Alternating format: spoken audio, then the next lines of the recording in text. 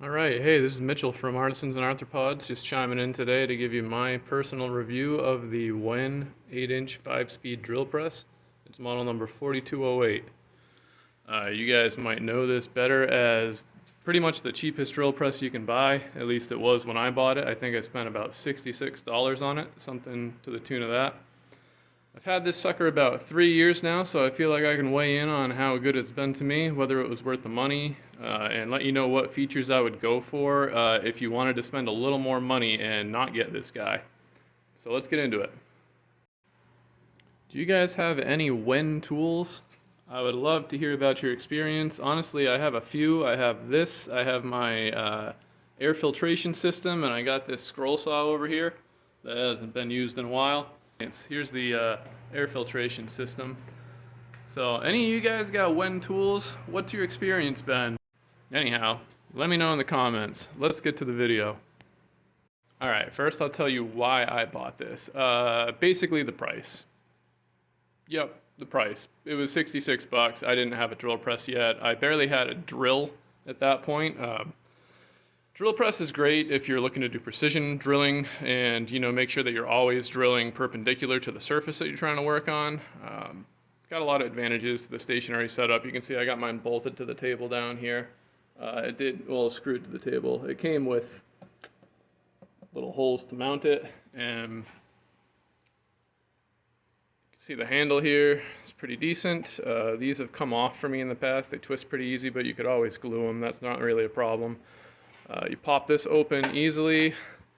That's where your pulley is, and that's how you change your speeds. You're going to want to take tension off with this little knob down here. See that knob there? You just turn that, take tension off, and you actually pull the motor itself, and then you got slack on the pulley, and you can move that up and down and change your speeds. Comes with a nice speed chart in there, pretty helpful. Shows you exactly how to place the belt to accomplish different things. What else can I say? This was a lot shinier when I first got it. It's humid here in my garage, and I had a table on this, a custom table. I took it off for the video, but yeah, no airflow there, rusted it. It doesn't matter to me.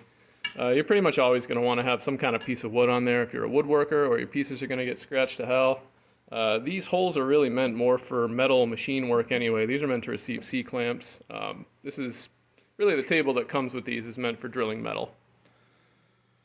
Let's see. Pros.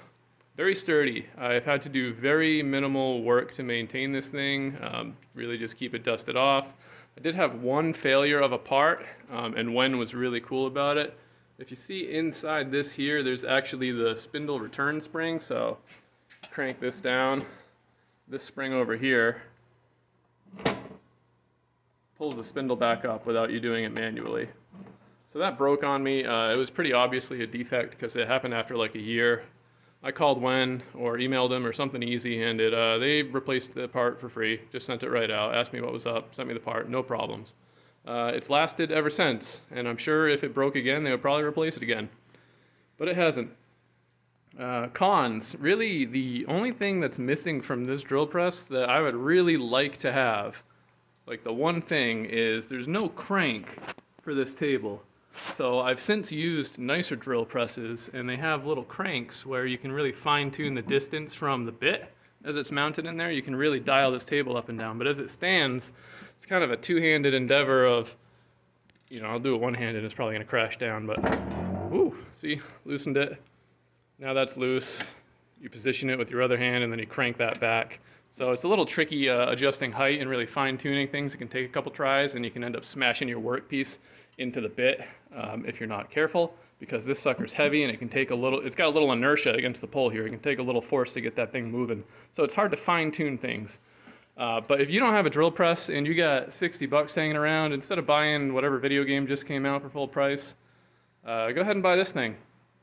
Probably 80 now, inflation, whatever. I would definitely recommend it. I'd give it a solid 4.5 stars. Most of that's coming from the price. Like you can get a sturdier feeling drill press, but a lot of that depends on the table that you mount to it and how well you have it bolted to the table. The table that I built for mine is basically just a piece of plywood. It's not much at all, and I don't even have proper lags through this table, so there is a little bit of play in this machine, and I still don't mind it. I can do everything I need to do, not an issue, but build yourself a nice table on this thing. for woodworking, and it's going to treat you well. Through doing things that I probably shouldn't have been doing, at least at the speed I was on, I've stalled this motor out tons of times. It never shows any signs of quit. I have no doubt that the motor on this thing is going to last a very long time. Really, with this machine, you're just lacking some of the bells and whistles like that depth adjuster crank that I had mentioned earlier, but you have everything you need with this machine. Great beginner item. You can see on mine, I got a couple of bar magnets over here. Just a really quick way to hold a bunch of common use bits. It's got a depth gauge here. It's pretty helpful. To set a stop on it, I'm sure there are better mechanisms than this out there, but I know some of the nicer drill presses actually use this same system with two nuts that tighten against each other. You thread them into each other, and that's how you set your stops. You back them off the other way and then adjust the height, and that's your constant depth. So every hole will be the same depth. Those have held up just fine. This little flag's cool. It's just cool to have any kind of reference here.